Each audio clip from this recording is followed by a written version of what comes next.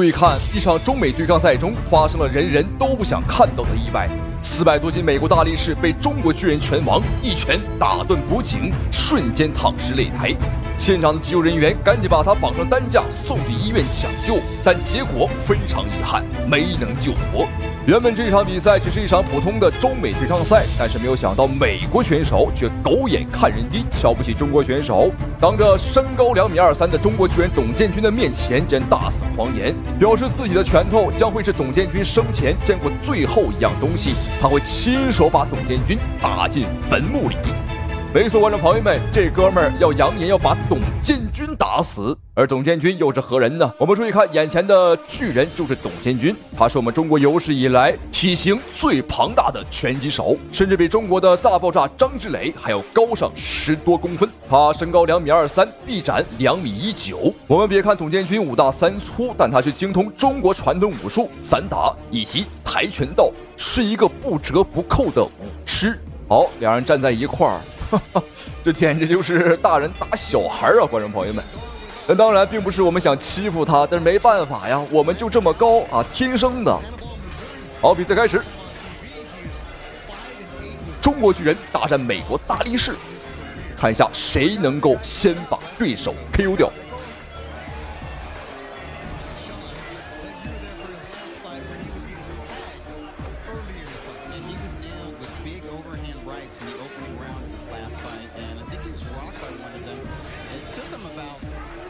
董建军居高临下，打得非常的舒服。美国的小胖子，别看他胖但别说，观众朋友们他还真挺灵活。连续的躯干摇闪，也的确躲开了董建军不少的进攻。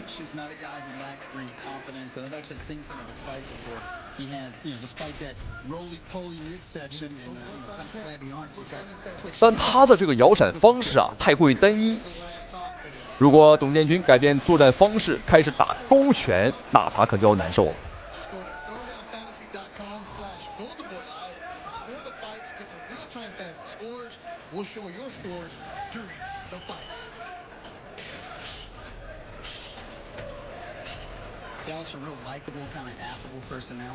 别看董建军5大3粗，身形非常的壮硕，但他的步伐和拳法都相当细腻。这的确是我赛前没有想到的。好，第一回合已经过去了一半的时间。美国的大力士兰斯他有浑身的蛮力，但是打不着啊。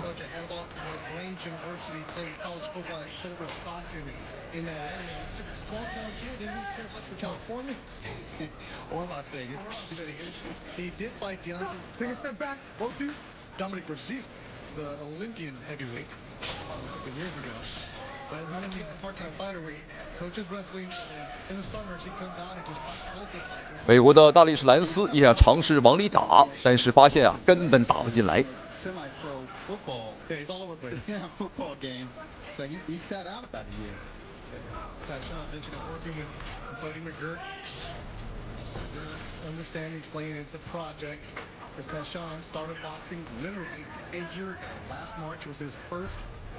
前手把控距离，后手倒了，比赛结束，裁判1秒都没有犹豫，一拳只打到1拳就倒了。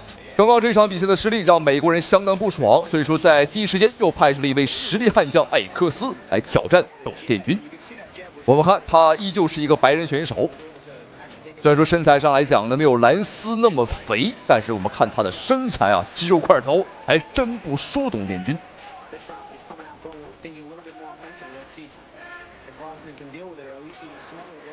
能感觉到他是想往里冲想打内围。哦呦，轻轻一碰，轻轻一碰又倒了。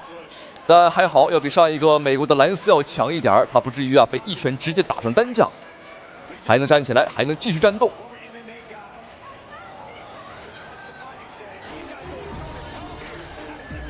据说这个艾利克斯曾到日本特意学习过日本的空手道所以说他现在的拳法呢是来也空空，去也空空这个气势如虹，就是打不着人，又倒了，又一次读秒，短短不到1分钟的时间2次读秒了，还能坚持吗？我们看1分钟的时间啊，打得满身大汗。好漂亮，前手打到了，有点晃。哎呦，又倒了。好，但这一下应该是被董监军给按倒的啊，应该不是击倒。好，比赛继续。埃里克斯像发疯的野牛，什么情况？他想是摔我们吗？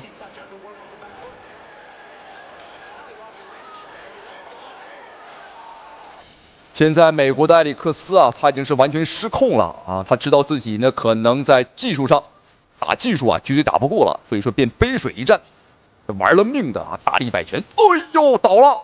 这一下裁判你还怎么包庇？比赛结束，比赛结束，裁判挥手了，因为这场比赛是没有悬念，1回合3次击倒。其实已经是5次击倒，有2次裁判也算是包庇了对方一下。在感受到东方巨人董监军的实力之后，这美国官方不得不重视起来，也不再派出白人，直接掏出了王牌——美国拳坛的黑人选手托米·华盛顿。的确，在世界拳坛啊，这个白人的战斗能力相对来讲，观众朋友们只能说啊，一般，还得是黑人比较猛。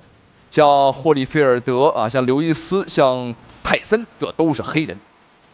好，我们看一下打白人如此轻松的董监军啊，打黑人会不会像刚刚那么轻松？好，比赛开始，我们闲话少说。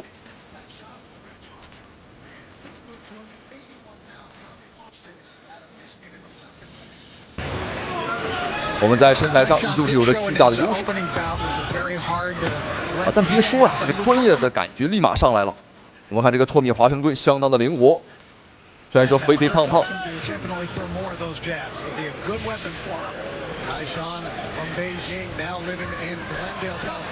伊犁的把控以及他的摇闪都相当的顶级和专业。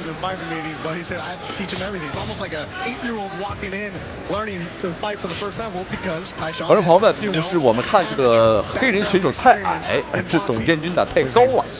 以董监军这个身材放在世界拳坛打谁，都是在身形上能够打到碾压。这是毋庸置疑的。要说我们欺负人，那没办法，我们就长这么高啊。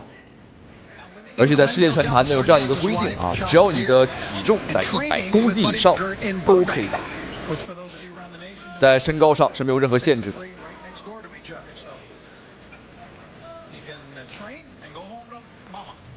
Put into perspective, Tyshawn was a size 18-foot shoe and 22-ounce gloves that were custom ordered for him. The headgear was custom ordered for him. The story goes that he went for his first physical. The doctor asked him if he had ever had a concussion. He said, "No, I've never been hit in my head. Nobody's ever reached." 其实我们要仔细看董监军的步伐也相当细了，他练习过散打，所以说呢，这个脚步啊很细腻。而且还是我们不常见的小碎步。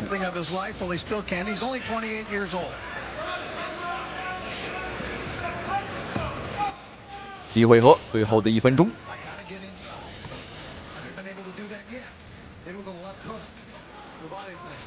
我承认这个华盛顿啊，他的步伐和这个身法还是比较灵活，但是你光挨揍不还手，你躲得了初一，你躲得了15吗？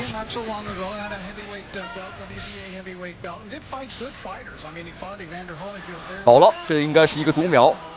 在第一回合还剩30秒钟的时候，我们看托米·华盛顿现在已经是4脚着地，跪在了地板上。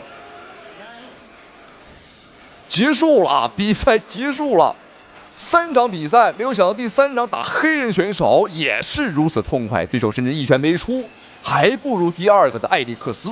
好，3场比赛，您觉得哪一场更精彩呢？啊，反正3场都是秒杀，都是1个回合之内拿下。我觉得董监军的实力是不弱于张之磊的，有什么想法可以在评论区留言讨论。咱们下期视频再见。开场就被凌空抽射。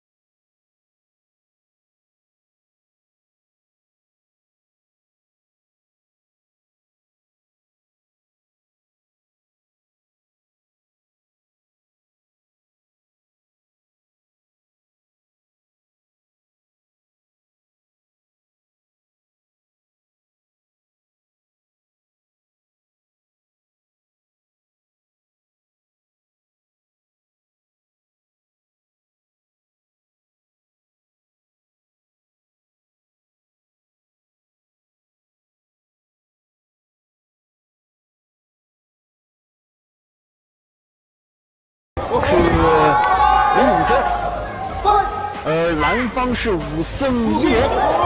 那么通过双方的出场，我们已经亲眼看到这个林永真是练跆拳道出身的因为他穿这个身的道服出场嘛。武僧一龙我们不用多说。那么今天从他这个留着小胡子，我们能看到他想在2013年的比赛里面有一种新的表现，有新的作为。我们可以看到，此时武僧一龙呢是一脸的生无可恋，而韩国的观众也都站起来激动鼓掌，因为刚刚这一下击倒明显是滑倒的正常的裁判是不会判读秒。但观众朋友们，这里是最没有体育道德精神的国度了，哪里呀？棒子国呀！这种客观的因素所干扰，继续全身心的投入比赛。武僧一龙这种抗击打能力非常强大。尽管我们看到这个林永真用他这个跆拳道的什么旋踢动作包括扫踢动作横踢动作但是在武僧一龙面前一一化解。看，这是林永真准备利用一个转身后旋踢被武僧一龙化解掉。要知道武僧一龙这个抗击打能力我就跟你讲，你在启动的时候啪一个近身。原来你林永真对手只是击倒了一龙一次，而现在观众朋友们，一龙是成百上千次的在还给对手。虽然说一龙呢他是名声在外，有好有坏讨厌他的人有很多，但是观众朋友们，这讨厌也得分场合。在韩国人面前，我看武僧一龙那也是眉清目秀那也是英姿飒爽，那也是威武无比好的，跪下来，跪下来就对了。让你嚣张什么韩国第一腿，我看你是韩国第一瘸腿吧。这个封堵动作没关系，继续上。现在林永真的这个打到现在我们看得很清楚，他没有拳法他更多的利用这个旋踢腿的动作。你看他这个头部的防守空档太大了。此时此刻，台下的韩国美女观众都心疼的不得了，因为这个闵永真在他们的心中就是男神就是偶像。但现在他们的偶像闵永真都快被武僧一龙打成呕吐的对象了照这么打不吐想不吐都难好，我们看一下慢动作，对方踢倒一龙的这一脚，一龙在还没有倒地的瞬间赶紧就站起来了，这完全是不是读秒的你看，赶紧站起来，但是裁判也是更快赶紧过来说我要读秒，这才是武僧一龙一脸生无可恋的原因。好，韩国的选手闵永真，他的身上没有任何斗志的感觉，而你看一龙，双眼当中充满杀气。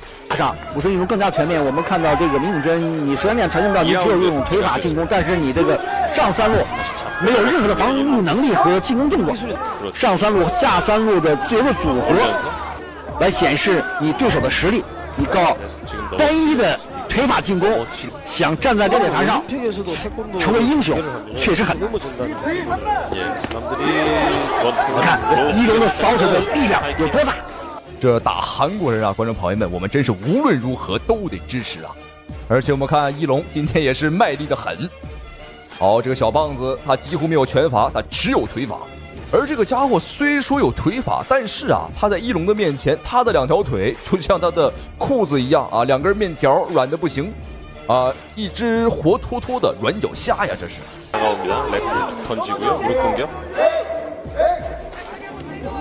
브레이크인데 그렇죠. 하이킥 슬그머니 뒤로 피하고 있는 민영진. 민영진 선수는 항상 자기 오른쪽으로 크게 돕니다. 지금 이미 现在闵永真已经不像在第一局比赛里面利用什么后旋踢啦旋风脚对不对？横踢动作已经没有了。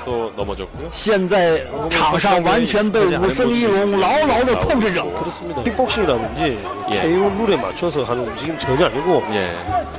观众朋友们，要知道这个闵永真他可是跆拳道的冠军已经是韩国跆拳道的顶尖的选手了。但以他的实力，在我们中国恐怕中国武术界参加少儿组，估计拿个奖拿个第3都有点难。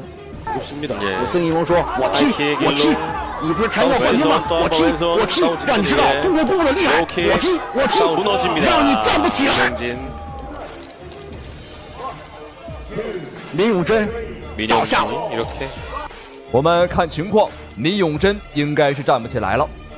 好，扶着围城还想起来，现场的韩国女观众懵了。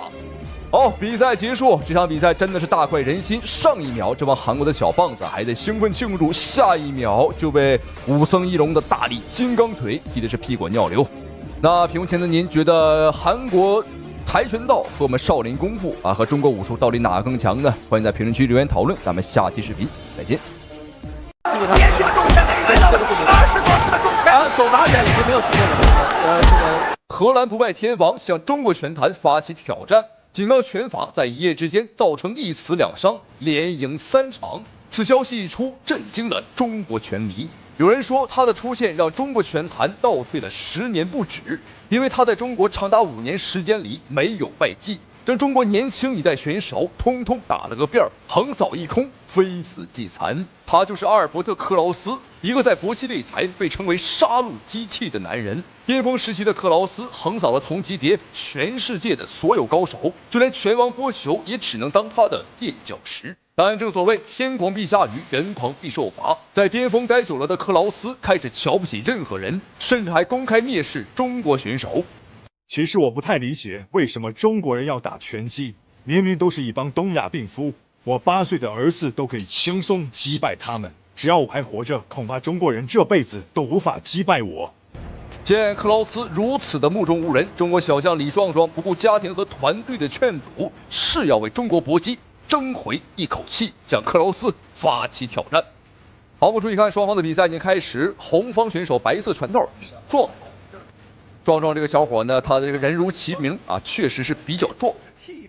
实际上，壮壮的家人和他的教练团队是不希望他来挑战克劳斯的因为这个风险观众朋友们太高了。打对方有可能会断送职业生涯，而且一不小心还有可能会丢掉小命所以说风险太高了，不知道。但刚刚20岁刚出头的李壮壮却表示：“我宁可站着死，也绝不躺着生。”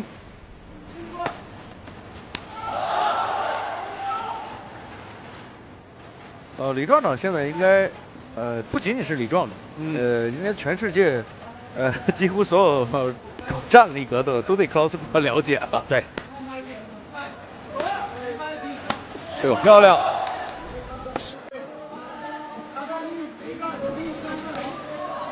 李壮壮要对头部的防护要好一点克劳斯这个拳法刁钻可是出了名的。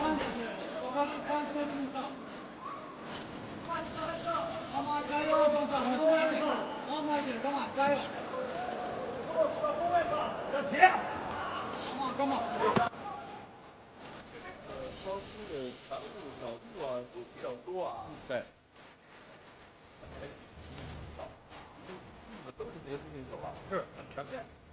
在克劳斯的面前，李壮壮显得的确是过于的稚嫩但是呢，敢上台打，我觉得李壮壮已经赢一半了。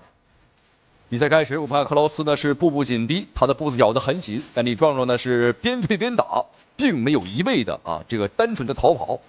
之前有很多中国的小将输给克劳斯就是因为这一点，他追他就跑，然后呢就忘记反击了，因此被克劳斯追着打，就像我们视频当中开始那一幕。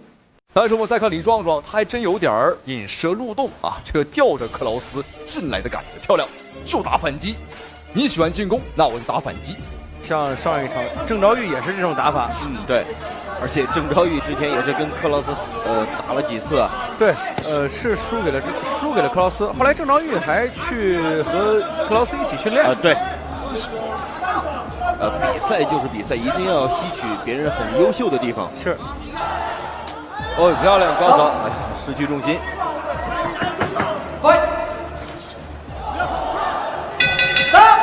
好，第一局比赛结束。好，第一回合看双方的表现呢，观众朋友们的确是偏慢两个人也是不着急也不着忙。毕竟来讲，第一回合刚接触，也就是一个热身阶段，所以说呢，接下来第二回合，我觉得双方肯定会开足马力正面对打，而且大概率的话，可能是李壮壮这一边，我觉得可能会打得更凶一点。好，接下来准备看一下第二回合的表现，观众朋友们千万不要错过这场世纪大战。好，第2局。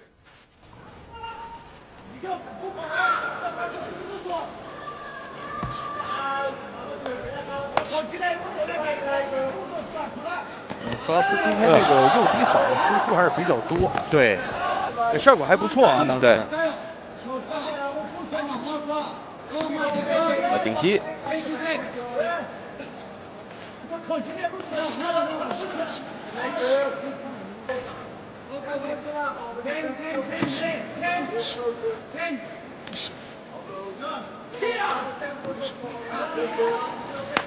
低扫，哎，漂亮前手的摆拳。虽然说比赛已经来到了第2个回合，但是两个人的节奏啊，依旧是不慌不忙，打得很稳。我觉得对于李壮壮来讲，稳一点是有好处的啊，因为克劳斯此时已经38周岁啊，也就是39岁，而李壮壮20岁出头，所以说呢，我们稍微慢一点啊，把对方的体能耗没，第3个回合再发力也不着急。今天李壮壮的确在战术上腿法的运用比较多啊，刻意的把控距离。观众朋友可能不知道啊，克劳斯这名选手他的技术特点就是喜欢在内围上对你进行狂轰乱炸，让你根本防不住啊，将你的防守当场打穿。好漂亮，好，再从身上跨过去，这样一来很好的挫了一下克劳斯的锐气。不断的这种创伤会影响到李壮壮起自己前腿的扫踢。是。李壮壮有一次和孔令峰打比赛的时候，其实就是低扫换孔令峰的低扫。对，当时孔令峰是反架，孔令峰的后腿低扫呢，就是踢到李壮壮前腿内侧。对，所以当时对李壮壮是有一定打击的，对，影响非常大。对，转身圆拳，这是顺势的。李壮壮其实刚刚做前腿低扫，克劳斯也有反应，中扫、高扫都有。对，连续的中扫就这种连续中扫期间，来了，对，就是这个，可以完全阻挡到克劳斯压迫进来。对，这个，李壮壮其实心态应该还是很放松的啊。是，现在的克劳斯。好，第2回合比赛结束，李壮壮今天的战术啊，我觉得非常的不错。我们就是避其锋芒，然后呢和对方打起这种迂回战术，让对方越来越着急。尤其在第2回合最后的半分钟啊，克劳斯真是着急了，因为他也知道第3个回合自己肯定是拼不过李壮壮。好，那接下来第3个回合就是好戏了，观众朋友们，就看李壮壮他在前2个回合的铺垫啊，在第3个回合能不能有一个好的发挥。而且在拳球之内啊，形成一个固定的一个体系。对，而且稍后出场的美丽死神，早期的时候偏俄式，在后期的时候也变的是荷兰式这种欧式。对。第3局上来两个人拳对攻，好漂亮，好漂亮，不错，压准，不错，好，漂亮，打准，好。其实克劳斯有反应啊，对，刚刚这一下打得很实。又是一个，对，这个叫一个半摔吧。克劳斯是有个换架了，现在。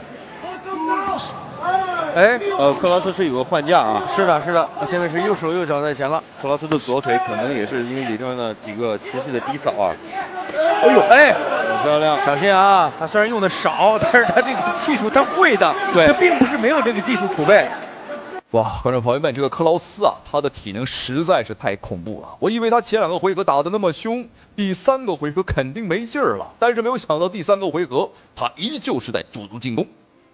但有一点，观众朋友们，别看克劳斯啊打得这么凶，但李壮壮的分数我敢保证啊，绝对是不弱于克劳斯的。我们只不过是在战术水平上，我们属于这个边对边打啊，以防守反击为主。但有时候打技术这一块，我觉得我更看好李壮壮多一些。现在几次是前手同时的互换，这个就是能力问题了。你看克劳斯第3局换架一直保持到现在。对，顶膝漂亮。但是克劳斯防守不错啊。对，顶膝只是在手臂上，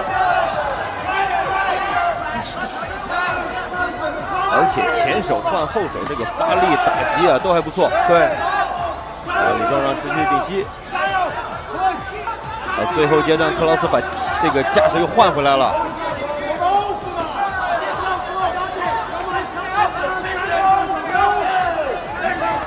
后手拳，哎，不错，压得准，这个机会掌握的也好。对，顶膝，哎呦，克劳斯的防守还是好，对，是看得很准稳固的防守啊。最后几秒钟，顶膝，这一轮李壮壮的表现不错啊。好，这场世纪大战终于结束，这位年轻小将李壮壮和克劳斯硬战血拼了3个回合。好，最终的比赛结果，我个人感觉，我个人还是偏向李壮壮多一点因为有效的反击打得相当的不错。好，最终结果30比29 30-29 and your winner by 比赛结果，洪方胜 the red corner， 掌声漂亮，漂亮，哇，直接击倒了，好手，又一次被击倒。中国坦克邱建良又一次刷新纪录，横跨3个级别挑战西班牙巨人伊萨查迪。强大的实力再加上无敌的全伤，揍得对手连滚带爬，哭爹喊娘，彻底看傻老外。有请本场比赛红方2014年 WRF 65公斤级洲际金腰带，14年、15年泰国 S1 世界级金腰带，16年 WRF 67公斤级世界功夫王者，2017年 GOH 羽量级初代世界级金腰带，目前世界排名第1，有请邱建良。观众朋友们，大家好，欢迎收看本场比赛这一场中国坦克邱建良横跨3个级别挑战西班牙巨人伊萨查迪的精彩对局。没错，这场比赛邱建良又来挑战自己的极限，又来刷新自己的记录了。而且这一次还直接横跨3个级别挑战西班牙巨人。邱建良这真是既有实力又有胆量。但其实邱建良原定的对手呢，还真不是伊萨查迪，是一个来自罗马尼亚的塞德里克但是对方因为一些特殊的原因没有办法来我们中国参赛。邱建良干脆就一不做二不休，挑战自我，横跨3个级别挑战眼前的选手西班牙的伊萨查迪。好，对方的身高和臂展都相当的惊人，身高1.85米，臂展1.86米，职业战绩27胜当中有25次 KO 对手。他的终结能力相当恐怖。一上来就是低扫对手的重心。邱建良这个反应能力和他的这个进攻实力是不用质疑的。对，邱建良我们非常熟悉，在场上呢是全伤，非常高的一位选手。对，尤其是他在场上灵活的步伐，还有线路的转变，让很多的对手真是非常的头疼。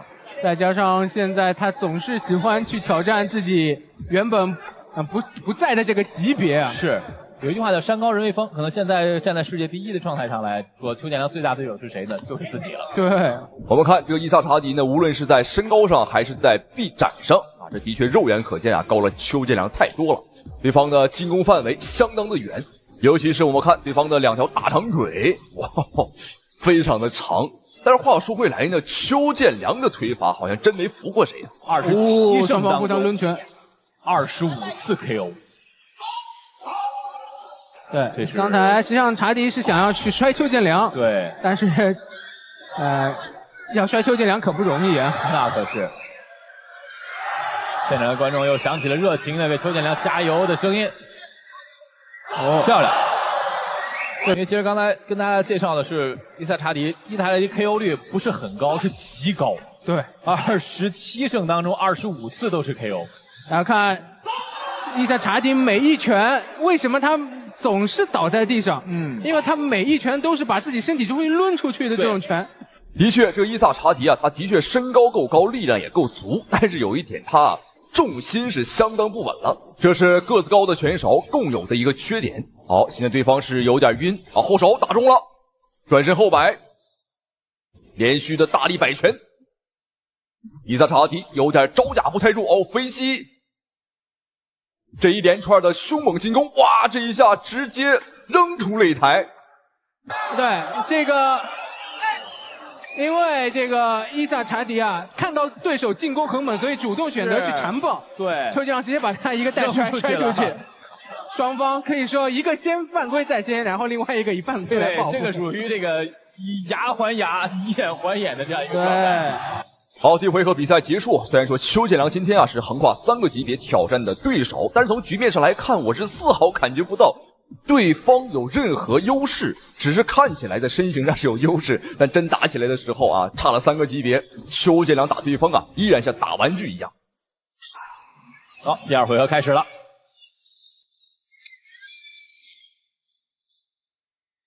对于邱建良来说，其实这场比赛的备战呢，后手漂亮，转身后漂亮。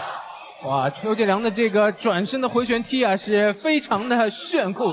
对，这个比赛其实看起来是非常赏心悦目的。一个呢，我们看到了伊萨，他是一个进攻火力非常足的。对，我们可以用这边刚才袭击。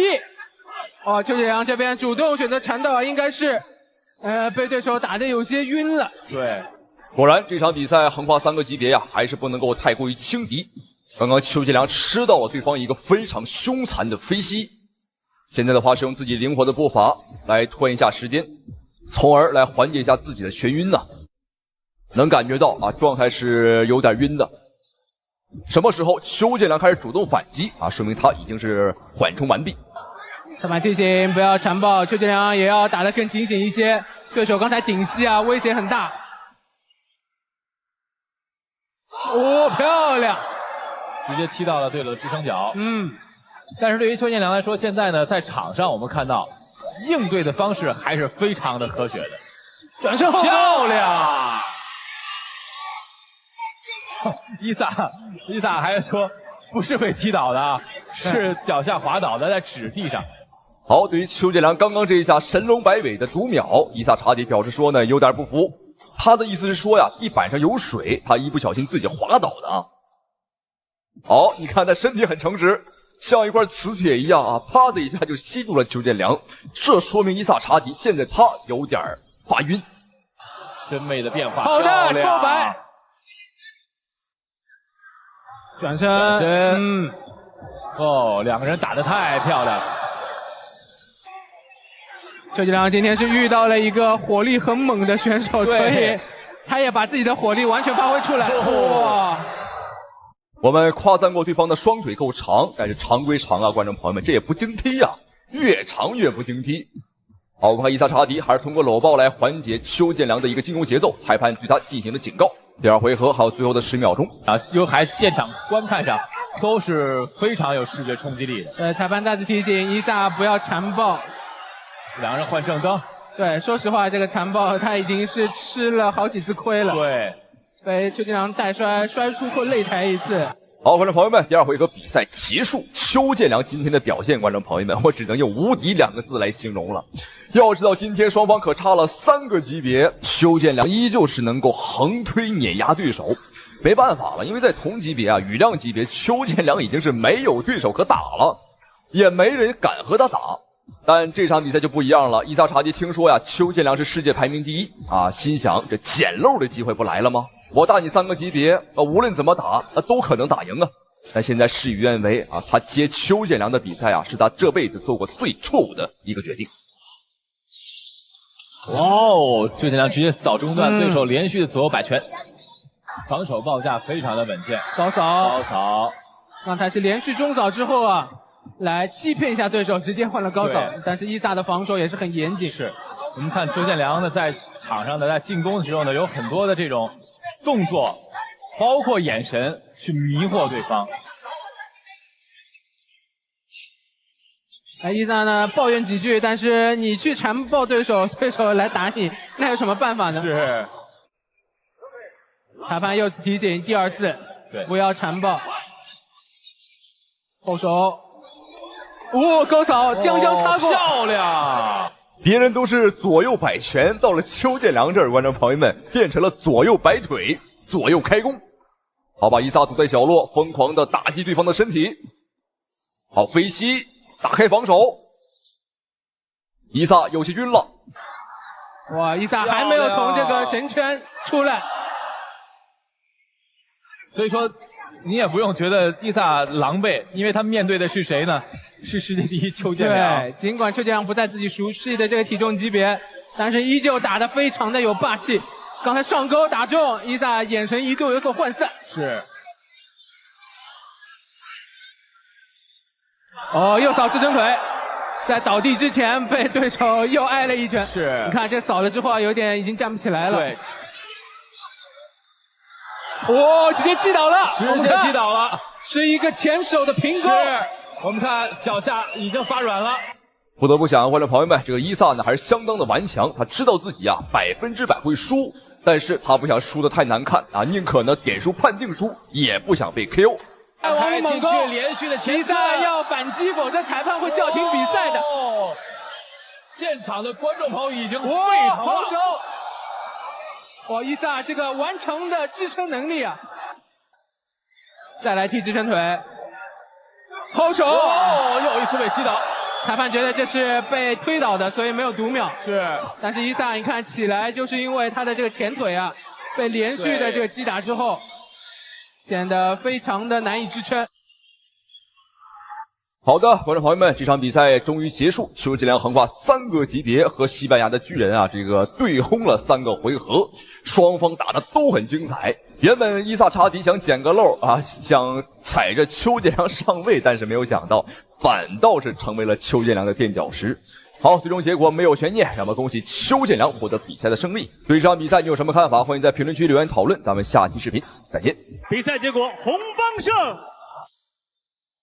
邱建良获胜。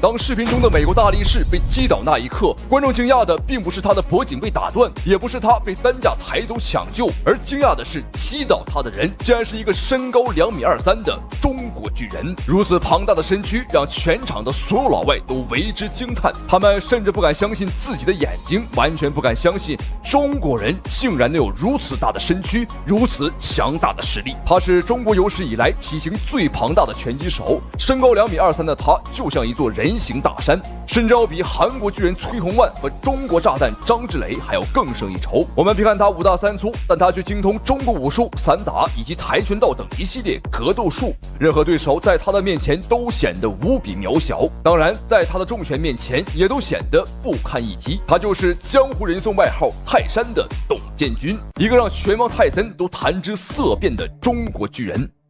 我们来看董建军今天的第一个对手，名叫兰斯，他是一个美国大力士。他的身高并不是特别高，但是他的体重来到了390多斤，将近400斤。按道理来讲，他应该也是一个壮硕的猛男，但是站在董建军的面前，却把他显得无比的渺小，甚至好像未成年的小孩。中国巨人对战美国大力士，看一下到底是谁能够先把对手给 KO 了呢？ Getting your Memorial Day weekend going with us, Taishan in the black trunks, Lance Gouch at Hannibal, Missouri. First time on TV, he is 5-8 with 2 draws, 3 KOs in his career. 哎，美国大力士怎么上来就想摔董建军呢？对方思路明确，他知道在外围上的话自己肯定是吃亏的啊，所以说干脆打一些脏拳。什么是脏拳？观众朋友们，就是说呢，贴到对方的身上啊，然后用各种角度来蹭拳，这是不讲武德的啊，也是不被拳迷粉丝所认可的。但他呢也是没办法。That impressive physique on his journeyman opponent. He's facing another journeyman, a part-time fighter, as you noted, but Gouch is not a guy who lacks for any confidence. And I've actually seen 董建军啊，居高临下，打得非常的舒服。但这个兰斯还别说啊，很胖，但也很灵活。Deceptively quick, I would say. Yeah, he doesn't lack confidence.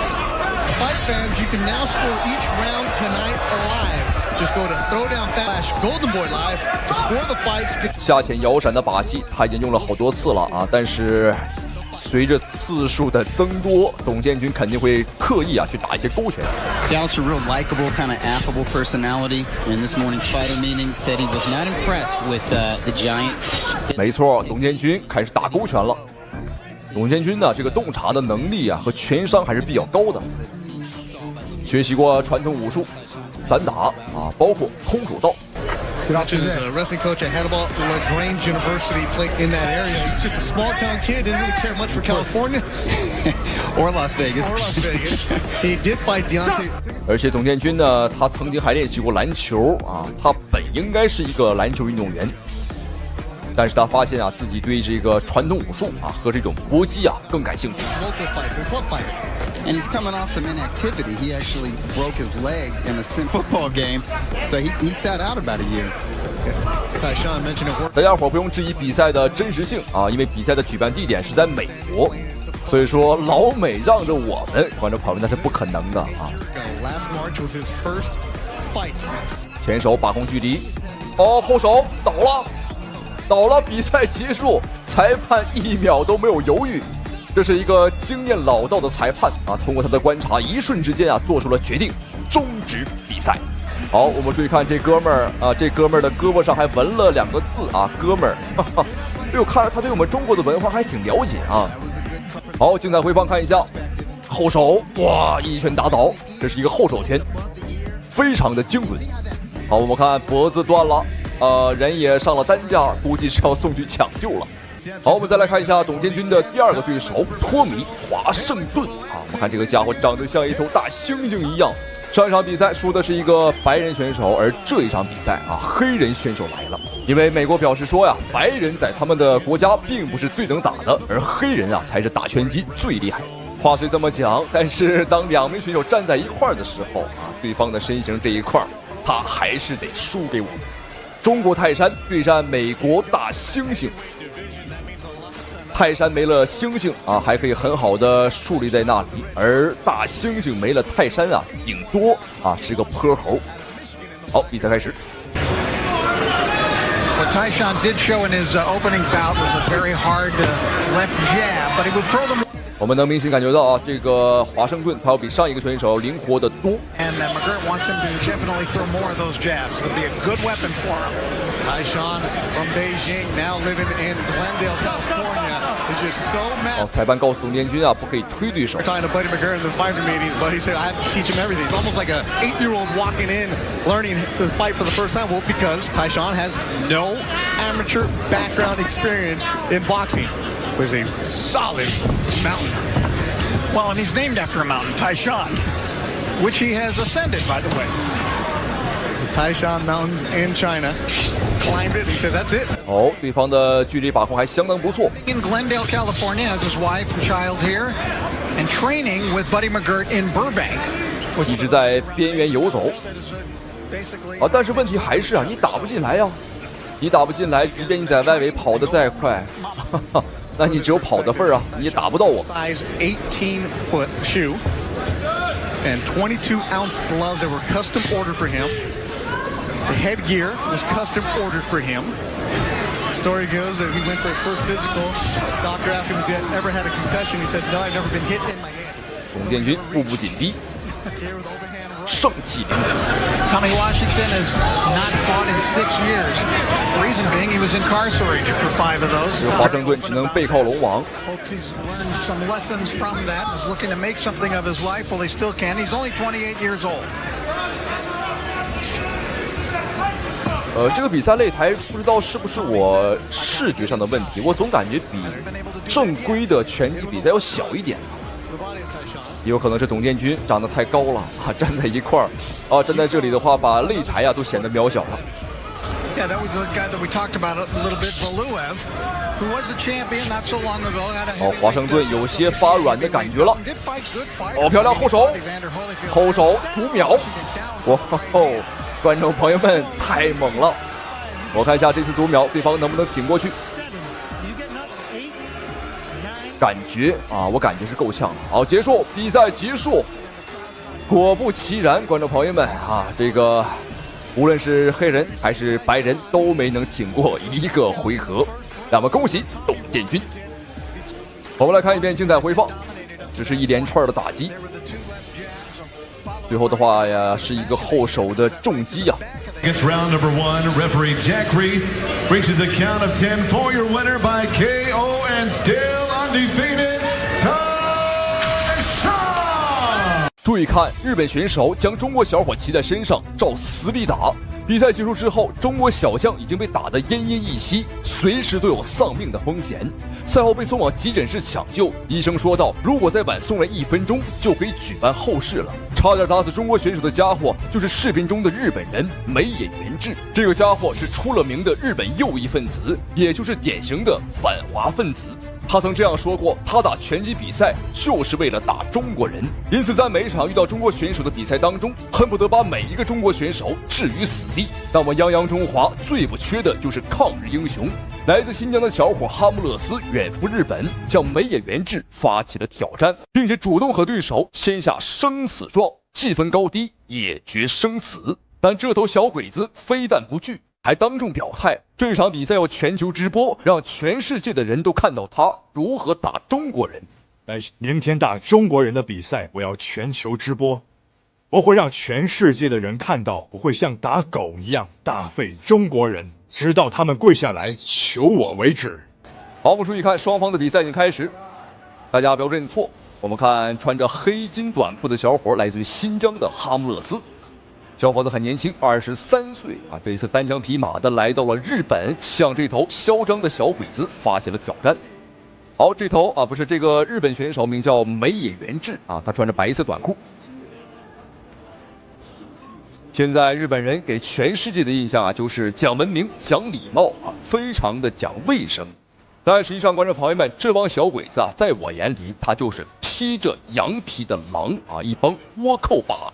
他们就是居小节而无大德，知小礼而无大义。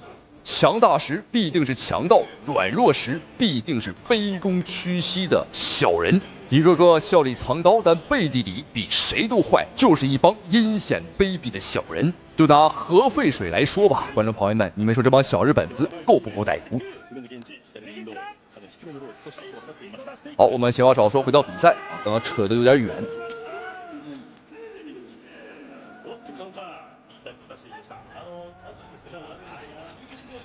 哈姆勒斯非常的聪明，在对方冲过来的一瞬间啊，把对方带摔倒地，不给对手任何能够近身打内围的机会。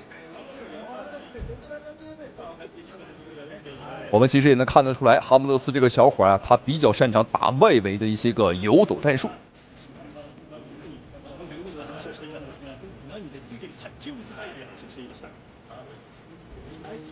再一次采取搂抱战术，限制了对方的进攻节奏，打法非常清晰。小伙的话，这个脑袋还是非常聪明的啊。来自新疆的帅小伙啊，看着就很顺眼，大眼睛、双眼皮儿。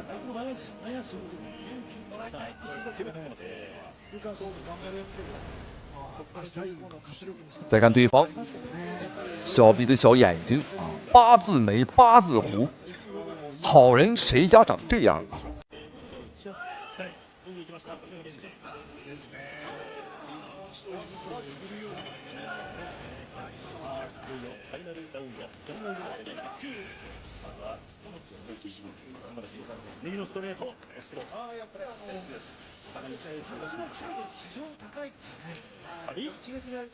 对方的扫腿非常具有威胁力，因为这个梅野原志这头小鬼子啊，他练习的是泰拳。连续的扫砍。好，第一回合比赛结束，哈姆勒斯这个小伙采取了一个非常聪明的游走战术，让日本选手是既追不上又打不进来。但接下来的比赛如果一直这么打下去的话，可能对自己啊有点不太利吧。因为今天的比赛地点是在日本东京举办，所以说现场的裁判也都是日本人。我们如果打分想去赢的话，那是非常难的啊。赢的手段只有一个，那就是 KO 对手。哦，注意看哈姆勒斯这个小伙，他的眉骨，哎呦，眉毛开了。说句实话，这个眉骨开是怎么开的，我们还真没有注意到。好，第二回合，观众朋友们，请相信我，绝对是要比眼前的日本举牌女郎啊要精彩，要好看。好，哈姆勒斯流血流汗，就是不流泪，好样的。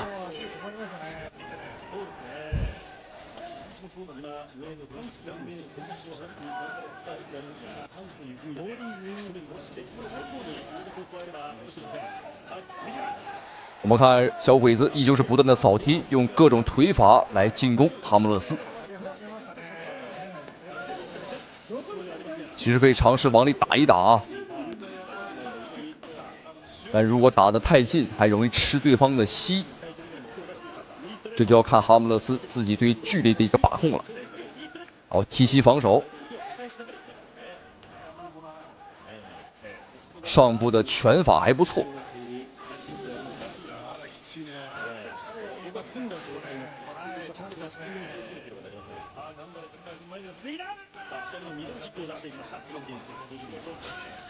第一回合时间过去1分钟，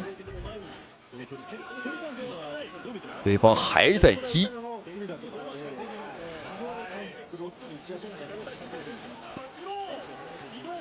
拳法相当不错了，哈姆勒斯的拳法很舒展。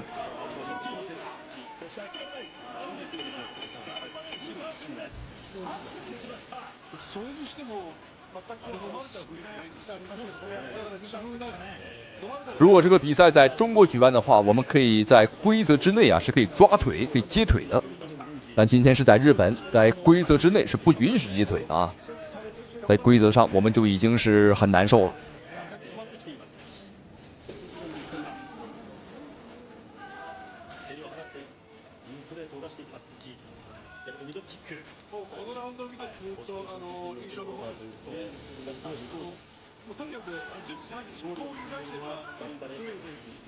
犯规，这是一个明显的犯规，还是肘击啊，肘尖打我们的头，但裁判没有管。这口气我们暂时只能咽下去了，因为毕竟是在客场作战。哎呦，什么情况？倒了！哎呦，还打对眼了！哈哈，观众朋友们，打对眼了！哎呦，看情况应该是出气儿多，进气儿少，恐怕是活不了了。不要抢救，我觉得不要抢救。这种人活着也是浪费空气，这种人活着也是浪费空气，干脆就让他自生自灭。看到这一幕，观众朋友们，我这悬着的心终于放下了啊！真是浑身都舒坦。别说了，今天咱吃饭喝酒也必须得多喝2盅，吃饭也多干他2打。比赛非常精彩，再看一遍精彩回放。这下顶膝重动靶心。好，再次恭喜哈姆勒斯，同时们感谢屏幕前您的收看与支持，咱们下期视频再见。